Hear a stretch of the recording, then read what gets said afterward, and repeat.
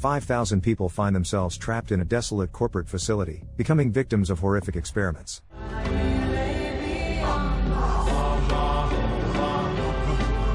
Number 6 wakes up in the middle of a desert, confused about how and why he ended up there. From his recent memories, he knows he lives in New York City, but he is clearly far from home and can't remember anything that happened before this moment. A few minutes later, he notices an old man and several pursuers shooting at him. Despite his fear, Number 6 decides to help 93, who is in need of protection. Grabbing the old man, he finds a cave to use as a temporary shelter. Inside, 93 asks him to meet someone with the number 554 and inform them that he has found a way out. Soon after, the old man loses his life, and Number 6 buries him under a solitary tree in the desert. After several days on the move, Number 6 arrives in a small town. He hails a taxi driven by 147, but the driver seems suspicious. 147 claims they are in the village, the only settlement on Earth. Assuming the man is not entirely sane, Number 6 jumps out of the car and heads to the nearest bar. Memories of New York continue to haunt him, but now he is in a more dangerous situation than he could have imagined. His attempt to connect with a girl fails as he is pursued by the same people who hunted the old man. Number 6 tries to escape the scene, using the taxi service, and learns that everyone here has a number. He asks to be taken to person number 554 and meets a girl who works as a waitress. He manages to tell her that 93 found a way out and managed to escape, but the pursuers find him again.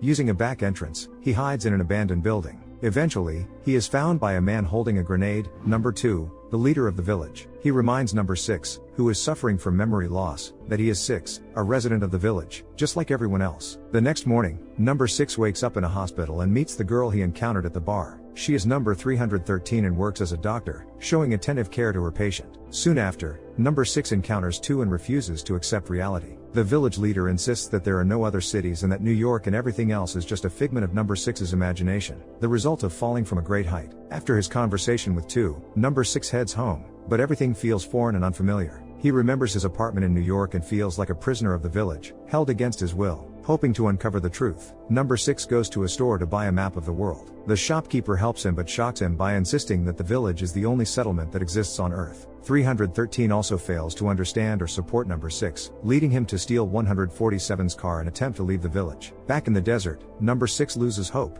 as there is nothing around, and he doesn't know where to go. The next morning, 313 finds him and helps him return to the village, perplexed by Number 6's behavior and actions. Continuing his search for answers, Number 6 goes to the home of the deceased 93. There, he finds several drawings from his past life that connect him to reality. Soon, 2 appears in 93's house, accompanied by guards and his son, trying once again to reason with and calm down Number 6. However, the man is determined not to give up and promises to find the truth, which makes 1112 question everything. Upon returning home, 2 tends to his sick wife, feeding her pills. Meanwhile, Number 6 meets 554 and shows her the old man's drawings, discovering that similar visions of another life had tormented not just him. The next morning, an announcement over the loudspeaker reveals that 93 has been found in the desert but died on the way to the hospital. Number 6 knows this is a lie. He personally buried the old man. 2 rewards 147 and his wife with medals for good behavior, asking them to keep an eye on Number 6. That evening, Number 6 goes to the cemetery and meets 313. As they talk and open up to each other, Number 6 shares a memory of meeting a charming girl named Lucy. He recalls feeling bored at the bar after quitting his job when he suddenly met this beauty and wanted to spend his life with her. The following day, a funeral is held in the village for 93.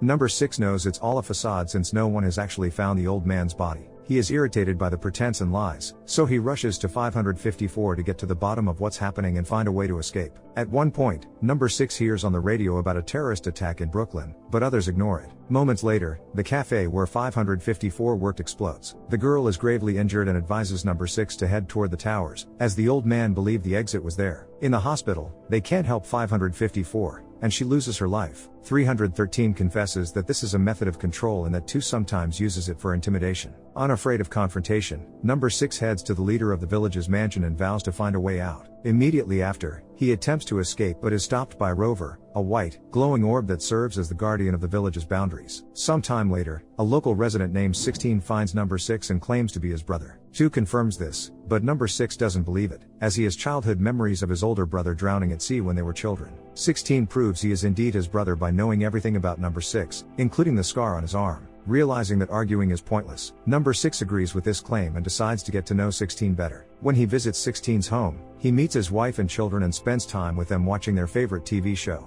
The next morning, 16 asks for help repairing a children's bicycle and continues to treat number 6 like his brother. Despite their shared memories, number 6 remains distrustful, insisting that his brother is not alive. Later, number 6 meets with a psychologist and his assistant to work through his feelings and visions. He vividly recalls meeting Lucy. It seemed like a coincidence, but when they got home, she began asking too many questions. During the conversation, number 6 confesses that he worked as an analyst for a large corporation, studying people and their behaviors. At some point, he noticed how people were changing and decided to quit. Lucy's behavior becomes increasingly strange, and number 6 realizes that she works for the same company that decided to keep tabs on him after he left. Number 6 remembers the ocean, but no one in the village has ever heard of it or knows what it is. 313 is understanding toward number 6 but remains cautious, continuing to disbelieve his fantastical tales of another reality. Shortly after, 16 suggests meeting with old friends and colleagues, believing this will help number 6 remember who he truly is. At the bus depot, he learns that he works as a tour bus driver, which he doesn't believe. When he takes the wheel, number 6 realizes he has driven this bus before and decides to give in to this new reality.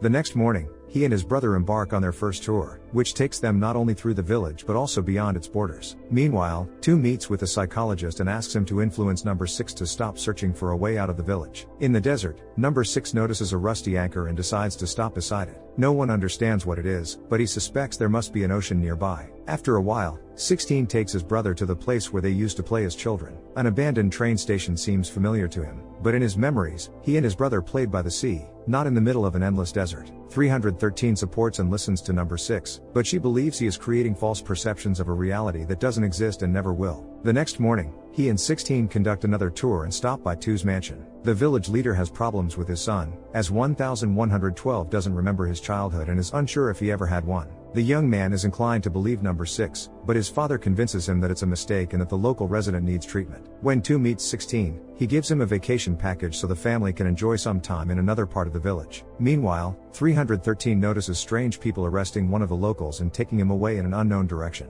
When number 6 visits her, 313 admits she stole the sheets with the drawings, as they have a strange influence on her. The girl starts to feel like she has seen these places before but can't remember under what circumstances. During another session with the psychologist, number 6 exposes him and realizes that 70 knows the village isn't the only settlement on Earth. In his quest for the truth, number 6 explores the abandoned train station and finds a box that he buried in the sand when he was 8 years old. 313 believes everything is real, but number 6 refuses to accept this, convinced that all the evidence is fabricated. The next day, one of the women who participated in the tour admits that she rides with him every day only because she once heard the sound of the ocean. Together with 147, they set out to find this place but come up empty-handed. Abandoning the search for an exit, number 6 returns to his brother and heads to the resort. Noticing the anchor again, he approaches it but loses consciousness. Hundreds of visions and hallucinations make number 6 doubt what is real. At some point, he loses faith in the existence of another reality and acknowledges 16 as his brother. Unable to continue lying, 16 confesses that he is not his brother. He was forced to say that to watch over number 6 and keep him under control. He asks for help and support, unaware that 2 is eavesdropping on their conversation.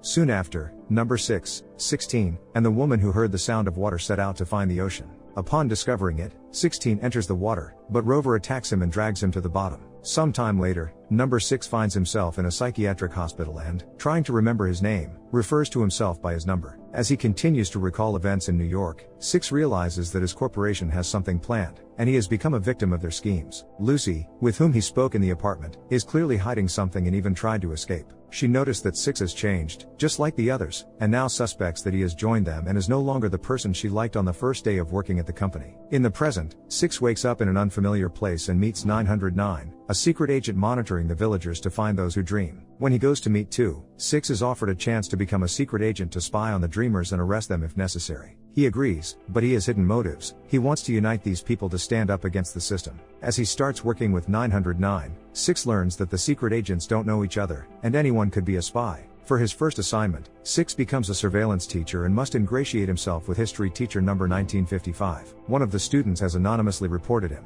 6 needs to get to know 1955 and determine if he is a dreamer, but he must be careful, as the teacher could also be a spy gathering a dossier on him. During the first class, 6 learns that there is no one under number 1 and there never will be, as no one is perfect and everyone should strive for growth. After class, he subtly hints to 1955 about dreams, but the history teacher ignores him. 313 distances himself from the man, as everyone he gets close to ultimately ends up dead. While continuing to monitor 1955, the agents notice that he doesn't hurry home and spends a long time swimming in the pool before having dinner at a cafe. This suggests that the teacher has secrets and is experiencing guilt, which often reveals itself in small ways. For instance, a person who is running will always run faster, fearing they will be caught. 6 notices that 313 is the quickest in the crowd, realizing she is driven by fear. As soon as 1112 leaves home, 2 gives his wife another pill, which wakes her up. The couple spends time together discussing the happenings in the village, after which the woman falls asleep again, never having met her son. 909 and 6 are keeping an eye on 1955 using a hidden surveillance camera. When 6 steps away for coffee, he realizes that his partner is also spying on him, so he becomes more cautious. Noticing the camera, 1955 doesn't run or scream.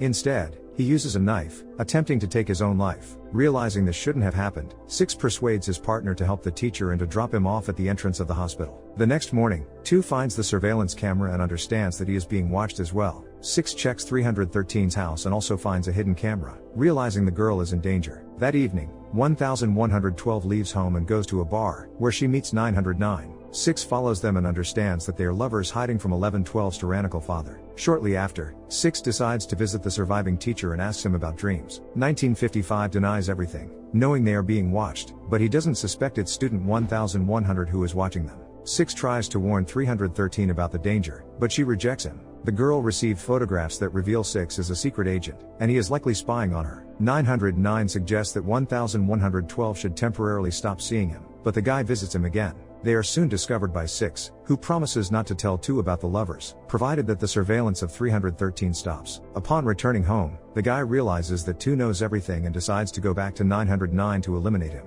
The lover obediently turns his back, allowing 6 to stab him. Noticing that 313, who had been drawing questionable sketches from her dreams, has been taken away to an unknown location, 6 rushes to find 909. Before he loses his life, the agent reveals information about the tunnels, a place for the guilty from which there is no chance of returning. That evening, 6 meets with 1112 and demands help to go into the tunnel and rescue 313. 2's son assists him, falsely claiming that 6 has betrayed their cause to 909. Finding himself in a horrifying place filled with dogs and guards, 6 saves 313 and 1100 just before they are attacked by Rover, who eliminates the remaining prisoners. In the morning, 6 wakes up in his bed, unsure of how real the events of the previous night were. 1112 is deeply affected by the loss of his loved one and no longer believes that the village is a good place to live. 2 discovers that 1100 has been spying on him and sentences the schoolgirl to execution. A few days later, 6 is contacted by a matchmaking service that insists on inviting him over. At the same time, a mysterious bottomless pit appears in the village, posing a threat to the local residents. After meeting with the administrator, 6 allows them to make a short video, after which the computer determines the most suitable match for him. That match turns out to be 415, a perfect replica of Lucy, with whom he had a relationship in New York. From his memories, it becomes clear that 6 and Lucy didn't just meet, they fell in love and began a relationship. Now, 6 goes on a date with 415 and learns that she lost her sight due to a childhood accident. Despite this, the 2 have a lot in common, and they quickly grow close. After dinner at a cafe, 6 invites 415 back to his place and kisses her. In those moments, he remembers an alternate reality, which frightens the girl. Meanwhile, 1112 steals some pills from his father's safe and brings them to 313, asking her to examine them and determine what exactly 2 is feeding his sleeping wife. The next morning, 6 spends time with a taxi driver and his family. 147 is celebrating an event but fails to notice that his little daughter wanders outside. While riding her bike, the girl accidentally falls into the bottomless pit. The parents are shocked and devastated, but there's nothing they can do to help their daughter, who has disappeared forever. The village exploits the incident, justifying the phenomenon as a natural occurrence that can be avoided by raising pigs. People, frightened, start buying pigs and engaging in farming, but 6 realizes this is self-deception and that the bottomless pit is something far more sinister. He pleads with 2 to help the girl return, but it's impossible. There is nothing in the pit and no way back. Meanwhile, 313 betrays 6 and begins collaborating with 2. Fearing for her life, the doctor gives 6 and 415 injections every night, mixing their DNA. This brings the couple closer together, making them love each other more deeply. 313 struggles to watch this unfold because she is in love with 6 and wants to be with him. 6 can't go a day without thinking about her. but he continues to wonder why he hadn't heard about her before. He talks about it with her father, but he only confirms that his daughter has lived next to her parents her whole life and has never left the village. That evening, 313 meets with 2's son and reveals that the pills his mother takes are strong sedatives and hallucinogens. 147 and his wife constantly argue, as the woman struggles to cope with the loss of their daughter while her husband does nothing to try to bring her back. In despair, he grabs a kitchen knife and tries to dig out the pit, but it disappears and reappears in a completely different location. 2 seduces 313 in the room with his sleeping wife but quickly rejects her, demonstrating that he can manipulate feelings and play with them however he wishes. The next evening, 313 tries to warn 6 about the danger, but he falls asleep. 2's workers arrive at the man's home and take him to the hospital for another series of injections. In love, 313 decides to break the system and inject 6, causing him to wake up. 2 tells 6 the whole truth about the mixing of their DNA with 415, but 6 still refuses to abandon the idea of marrying the blind girl, which breaks 313's heart. A few days later, 6 proposes to 415, asking her to be his wife, and she agrees. Soon, they and their guests gather near the church to formalize their marriage. When 313 arrives at the event, she warns that they have used a temporary drug, meaning 6 could fall out of love with 415 at any moment. In an effort to facilitate this, 313 kisses him in front of the gathered guests. Realizing she has been betrayed, 415 runs away but collides with Rover and falls. 6 catches up to her and discovers that 415 is Lucy, the very girl he loved in New York. 2 had intentionally planted her in the village and blinded her to break 6's heart and crush his spirit of resistance. Shortly after, 6 tries to stop a taxi driver from jumping into the pit but fails to save 415 in time. The girl takes her own life, and in that moment, it becomes clear that she also lost her life in New York, not by her own choice, but as a result of an explosion in 6's apartment. After what happened with Lucy, 6 went to the company office to find answers, but he had no idea that the outcome would surprise him. In the present time, 6 heads to 2's house and threatens him again, unaware that the village leader has created a double of him named Double 6, who possesses animalistic desires and instincts. That evening, 2 interrupts a party at a nightclub where his son is hanging out. He hands him the key to the safe containing the medication and allows him to learn the truth, meet his mother, and get answers to the questions that have been weighing on his mind. Later that night, Double 6 appears in 313's bedroom and passionately kisses her. Despite her feelings, she pushes him away, not realizing that this is not 6, but his double. The next morning, she meets with 6 and dismisses him, as she doesn't believe in his sincerity after what happened the night before. 6 is confused about what she means and meets with his friend, but 147 is hesitant to approach him due to the fight from the previous night. Still not understanding the situation, 6 encounters a traitor in a store who informs him that he met with him yesterday but has no memory of it. In an attempt to fix Double 6's mistakes, 6 explains the situation to 147.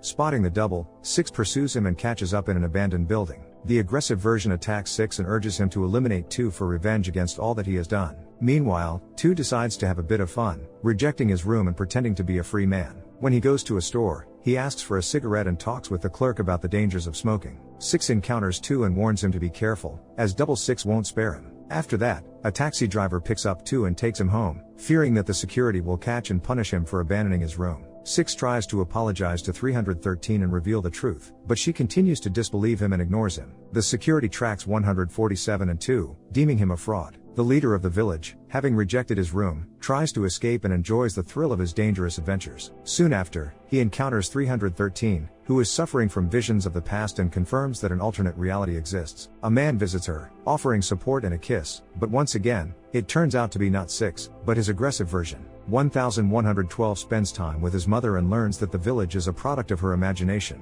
from which there is no escape. In her dreams, she creates a hallucination that serves as a world for others. While awake, she creates the pits where people can disappear forever. The boy discards the key and directs Double 6 to the church, where 2 will be, so that he can execute him. Soon after, he regrets his decision and searches for the key to return to his mother. As it turns out, 1112 was born in this world, and he will vanish along with it, so he allows his mother to fall back into sleep. Double 6 attacks 2, but 6 stops him and reconnects with his animalistic nature to destroy the village leader both physically and morally. 313 flees and finds an exit from the village, but is too frightened by reality and returns. Meanwhile, 6 remembers that the skyscrapers in the distance are the corporation's office, and he is the one responsible for everything happening, as only an analyst tracked people, gathered information about them, and helped create this world. Seeing himself in the window, 6 tries to call out to the person wandering in the village but fails to reach him. New residents arrive in the village, contradicting the claim that there is no world beyond its borders. 2 is busy constructing new houses and announces the expansion of the village while 6 goes to the hospital for tests, discovering that he is ill and will soon leave this world forever. 1112 visits 909's grave and realizes he cannot forget the only person he ever loved. 6's health continually deteriorates, but he begins to recall his life in New York. 147 and others were real people and had become subjects for the analyst's study.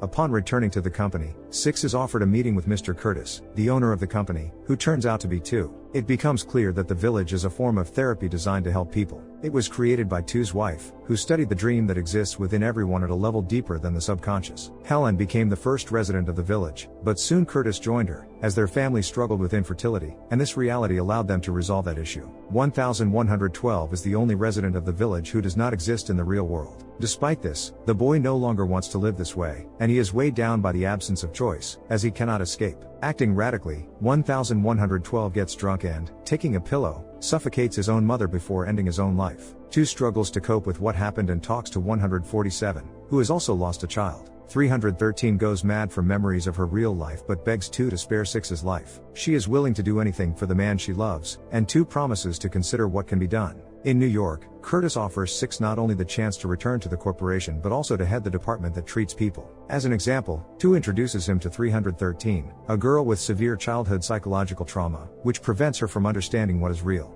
Feeling compassion, 6 agrees to return to the corporation and do everything in his power. Amid this, it becomes clear that 6 cannot lose his life. The next morning, he wakes up alive and healthy, but he does not understand 2's intentions. During his son's funeral, 2 announces that 6 is the only solution for the gaps and should be called 1. Wanting to help people, 6 agrees to become the leader of the village, while 313 takes on the role of Helen and becomes the unresponsive dreamer who controls this world. Curtis returns to New York to his wife, and 6 promises to build a new world that will be just. Unable to respond, 313 sheds a tear. What do you think? Is complete control over personality possible in today's world of technology? And can a person retain their identity under such conditions? Share your thoughts in the comments down below, give a thumbs up, and subscribe to the channel. See you in the next videos.